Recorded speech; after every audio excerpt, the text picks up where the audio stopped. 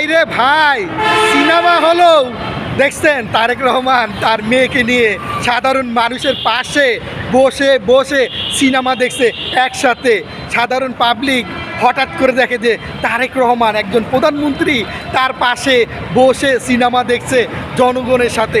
ভাই, যেই ব্যক্তি ভালো মনের মানুষ সেই ব্যক্তিই পারে সিনেমা দেখতে জনগণের সাথে।